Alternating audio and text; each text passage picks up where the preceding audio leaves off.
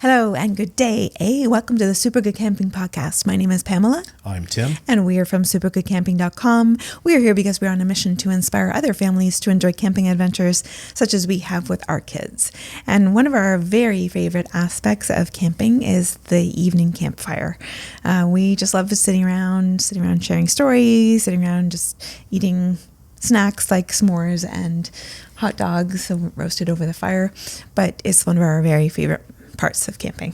So we're going to talk today about how to build the ultimate campfire. Okay, so the first thing you want to do is you want to choose the right location, right? It wants to be an open area. You don't want, trees hanging over top like branches and dry grass, all that sort of jazz. You don't want anything flammable around it because you're about to make fire. So not close to your tent, so sparks can set that up nicely. Sorry, I don't mean to laugh.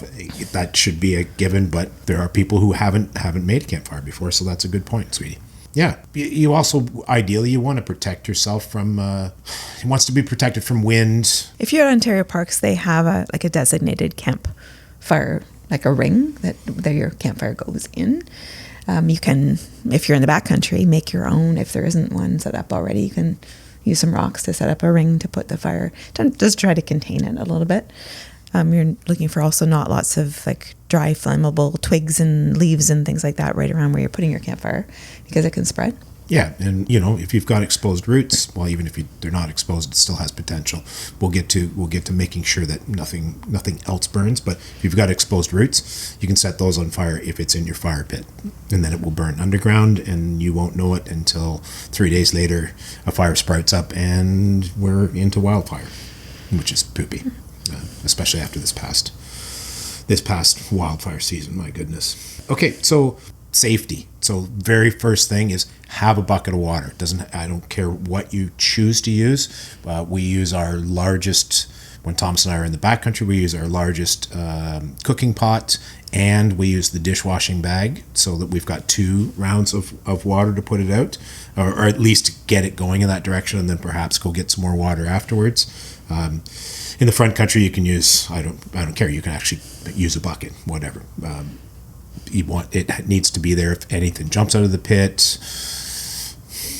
And at the end of the night, when you want to put it out, it needs to get put out. I'm just saying, when you think you've wet it down enough, you haven't. Do another round. Wet it down again. Wet it down again. You know what? We'll talk about a couple other things too. Leave no trace, right? The idea is don't burn a thing in the fire pit, and then go, oh, I'm tired. I don't want to finish burning it out. And then you've got a log that's half burnt because you'll see it at some point. Some bonehead will put a log in that's 4 feet long. The fire pit's not 4 feet long, so a bunch of it's hanging out. Don't be that guy. Leave no trace, okay?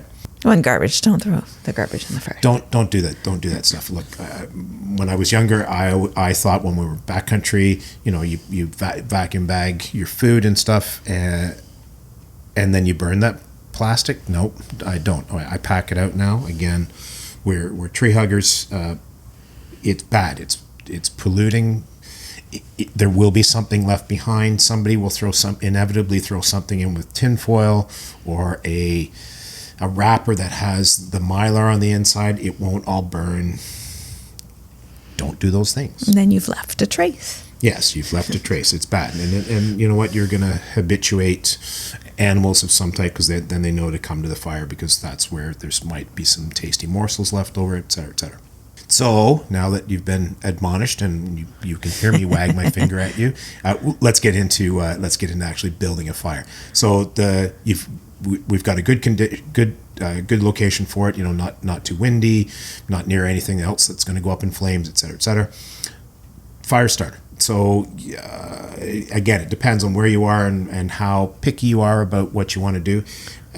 I have no issues with carrying a bit of newspaper around with me, or a fire starter. Like this previous summer, Thomas and I had some Mickwick fire starters that we got from the coolest kids in Michigan, the Cool Quest, and we gave them a shot.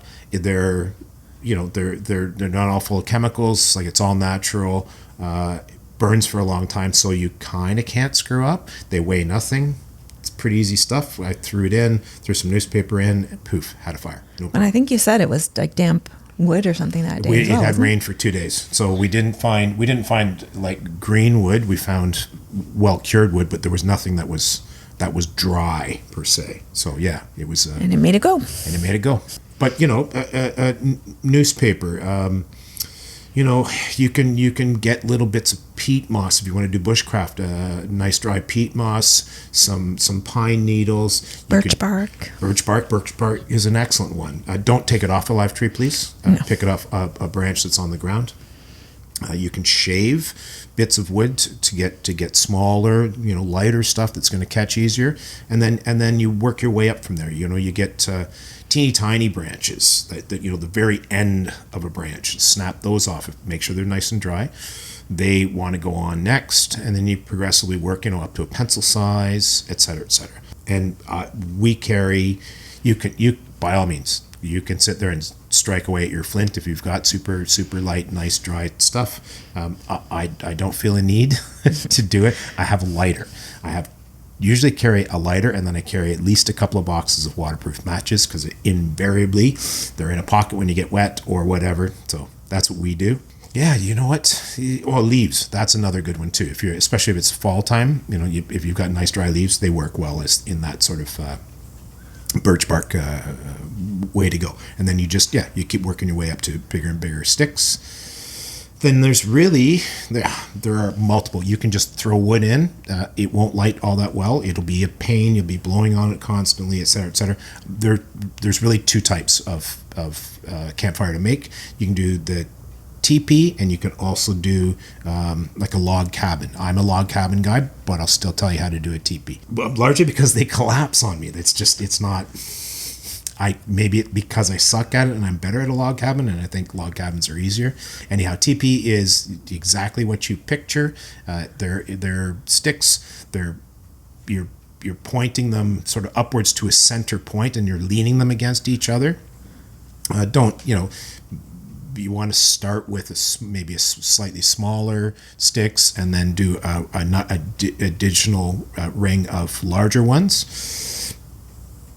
Leave yourself a gap so you can get in and light your tinder on the inside, and then we'll largely sit back and wait to see what happens. See if it takes. If it doesn't, you can blow, which adds oxygen to the fire, and make it go. But it will fall down at some point.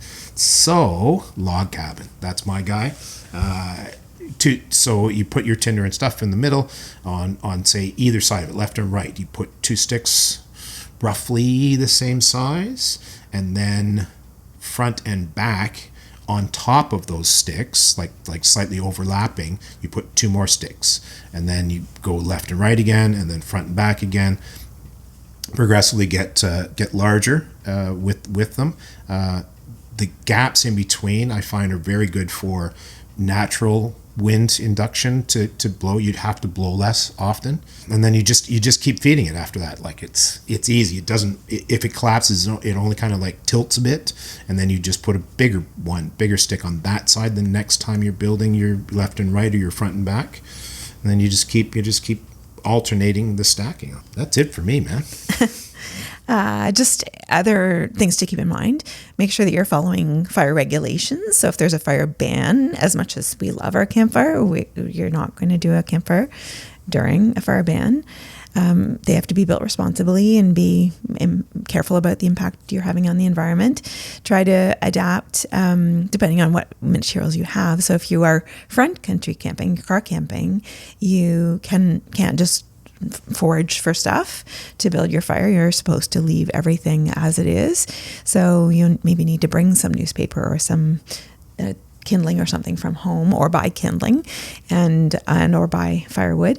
With the parks, Ontario Parks firewood, that's often a little bit not seasoned quite enough, so it can be kind of smoky.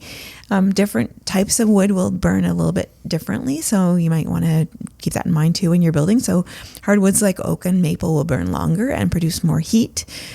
Green, they're harder to start, but harder because it's hardwood. It's harder to start. Green or wet wood can make more smoke, and soft wood like pine might burn very quickly. Always prioritize safety, make sure that you're doing things correctly and you're not endangering either area, the environment or other people. And always make sure to extinguish the fire fully and completely when you're done. Yes. No sizzle, no smoke or steam coming up. Make sure you do the entire fire pit. Don't just do where you last saw it burning, because there will be embers buried under, like in a corner of the pit. Yeah, turn the contents over and make sure that it's not embers burning underneath. Yep. Stir it up.